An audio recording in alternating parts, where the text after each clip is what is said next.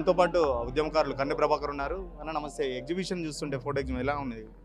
దానికి 2001 నుండి 2014 వరకు అనేక మంది కనిపిస్తూ ఉన్నారు. అనేక మంది తెలంగాణ కోసం పనిచేసినటువంటి వాళ్ళు తెలంగాణ ఉద్యమంలో భాగస్వామ్యమై తమ ప్రాణాలు పోయినా పర్వాలేదు తెలంగాణ కావాలనుకుంటున్నటువంటి ముఖాలన్నీ కూడా కనిపిస్తూ ఉన్నాయి. నిజానికి ఇవి చూస్తుంటే ఒకవైపు ఆనందం, మరోవైపు బాధ కూడా ఉంది. సరే, అల్టిమేట్గా తెలంగాణ రాష్ట్రం వచ్చిందనే సంతోషం ఉంది. చాలామంది ప్రాణాలు పోగొట్టుకున్నా కానీ తెలంగాణ వచ్చిందనే సంతోషం ఇవాళ ఇవన్నీ చూస్తూ ఉంటే మళ్ళీ ఒకసారి గుర్తుకొస్తూ ఉన్నది. ఈ ఫోటో ఎగ్జిబిషన్ ద్వారా అనేక మంది, ఒక్కరు కాదు, నాయన్ నరసింహారెడ్డి గారు కనిపిస్తూ ఉన్నారు, నిమ్మ నరసింహారెడ్డి గారు కనిపిస్తూ ఉన్నారు, సురేందర్ రెడ్డి గారు కనిపిస్తూ ఉన్నారు. ఇట్లా తెలంగాణ ఉద్యమంలో పనిచేసినటువంటి అందరూ ఈ ఫోటోల రూపంలో కనిపిస్తూ ఉంటే నిజానికి కొంత బాధ ఉన్నా మరో రకంగా తెలంగాణ సాధించడం అనేటువంటి సంతోషం కూడా ఉంది. కాబట్టి తెలంగాణ వచ్చిన తెలంగాణలో జరిగిన అభివృద్ధికి సంబంధించినటువంటి ఫోటోలు కూడా ఇక్కడ ఉన్నాయి. 10 సంవత్సరాల తెలంగాణ ప్రభుత్వంలో అనేక అభివృద్ధి కార్యక్రమాలు, దానికి సంబంధించినటువంటి ఫోటోలు కూడా ఉన్నాయి. నిజానికి తెలంగాణ రాష్ట్ర సమితి భారతదేశ చరిత్రలో ఒక అజేయమైనటువంటి పార్టీగా మిగిలిపోతుంది. దాని చరిత్ర అజేయంగా ఉంటుంది. ఎందుకంటున్నానంటే, ఓ పార్టీ ప్రారంభించి తమ లక్ష్యాన్ని నెరవేర్చుకున్నటువంటి ఏకైక మనిషి, ఏకైక వ్యక్తి ఈ దేశంలో ఎవరు ఉన్నారంటే అది కేసీఆర్ గారి. బహుశా అది ప్రపంచంలో కూడా అదే ఉంటుంది అనుకుంటున్నాను నేను. ఎందుకంటే ఒక లక్ష్యం కోసం ఒక సంస్థ ప్రారంభమై, ఒక పార్టీ ప్రారంభమై లక్ష్యాన్ని చేరి ఆ తర్వాత లక్ష్యంలో భాగంగా అభివృద్ధి కూడా చేయడం అనేటువంటిది అది కేసీఆర్ గారికి సాధ్యమైంది. ఇక్కడ తన ఉద్యమానుభూతులు, అదేవిధంగా అభివృద్ధి చేసినటువంటి సందర్భంలో తన కళ్ళల్లో ఆనందం, ఇవన్నీ కూడా ఈ ఫోటోల్లో కనిపిస్తూ ఉన్నాయి. కాబట్టి డెఫినెట్గా తెలంగాణ ఉద్యమకారుడిగా ఈ ఫోటో ఎగ్జిబిషన్ చూస్తుంటే, నేను 30 సంవత్సరాలు ఉన్నప్పుడు, నా వయసు 30 సంవత్సరాలు ఉన్నప్పుడు నేను ఉద్యమంలో భాగస్వామ్యమైన అన్ని అనుభూతులు ఇక్కడ కనిపిస్తూ ఉన్నాయి. అంటే తెలంగాణ వచ్చి 10 ఏళ్ళు అవుతుంది. సంబరాలు చేసుకునే టైంలో ఈ వివాదాలను చూసి మీరు ఎలా చూస్తున్నారు? అంటే సహజంగా రాజకీయ పార్టీలకు వివాదం చేయడం అనేటువంటి సర్వసాధారణం. మేము ఒకటే కోరుకుంటున్నాం, ఒక తెలంగాణ కోసం మాత్రమే పుట్టినటువంటి సంస్థగా, ఒక రాజకీయ పార్టీగా తెలంగాణ తెచ్చుకునేంత వరకు కూడా మేము చాలా కట్త్రోడ్గానే ఉన్నాం.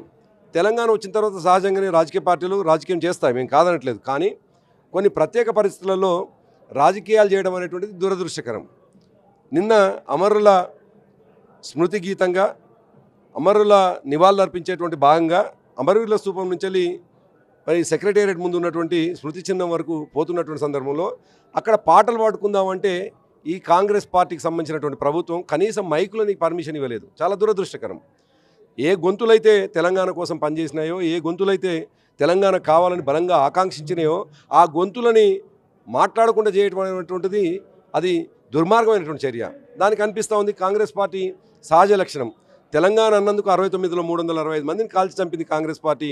తెలంగాణ కావాలన్నందుకు వందలాది మంది చావులకు కారణమైంది కాంగ్రెస్ పార్టీ. కాబట్టి అదే కాంగ్రెస్ పార్టీని అమరవీరుల స్తూపం ముందులో నిలబెడతారు, సాక్ష్యంగా నిలబెడతారు, దోషిగా నిలబెడతారు అనే భయంతో కాంగ్రెస్ పార్టీ మైకులకు అవకాశం ఇవ్వలేదు. ముఖ్యమంత్రి మాట్లాడుతూ జూన్ 2కి కేసీఆర్ని పిలిచాం, కేసీఆర్ రాలేదు, రానని చెప్పాడు. కేసీఆర్ జూన్ 2 కే రానన్నాడు, అసెంబ్లీకి ఎట్లా వస్తాడని చెప్పేసి ముఖ్యమంత్రి. అంటే కేసీఆర్ గారిని ఒక ప్రతిపక్ష నాయకుడిగా చూడడం అనేటువంటిది దౌర్భాగ్యమైనటువంటి పరిస్థితి.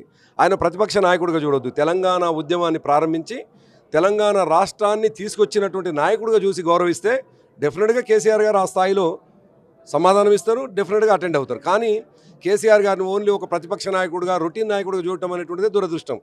దేశంలో ఉన్న, ఈ రాష్ట్రంలో ఉన్న వాళ్ళు కావచ్చు, దేశవ్యాప్తంగా ఉన్నటువంటి వాళ్ళు కావచ్చు, కేసీఆర్ గారిని ఒక తెలంగాణ బాపుగా చూస్తూ ఉన్నారు, తెలంగాణ గాంధీగా చూస్తూ ఉన్నారు.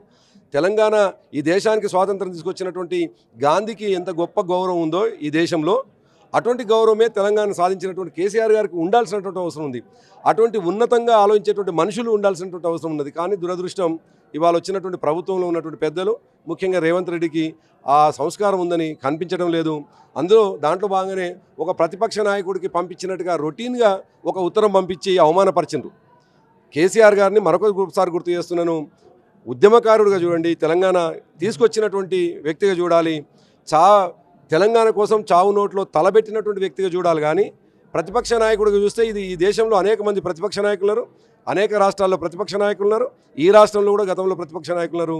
అట్లా చూడడం అనేటువంటిది ఈ సందర్భంగా సరైంది కాదు. ఎందుకంటే తెలంగాణ వచ్చిన తర్వాత దశాబ్ది ఉత్సవాల ముగింపు జరుగుతున్నది కాబట్టి ఆ సందర్భంగా కేసీఆర్ గారిని గౌరవించుకుంటే వారికే ఔదార్యం అనిపించేది, వారికే గొప్పతనం అనిపించేది, వారి గౌరవం పెరిగేది, వారి ప్రభుత్వ గౌరవం పెరిగేది. ఆ పని చేయనటువంటి వాళ్ళ పట్ల డెఫినెట్గా సమాజం ఏ పద్ధతిలో రియాక్ట్ కావాలో ఆ పద్ధతిలో రియాక్ట్ అవుతుంది.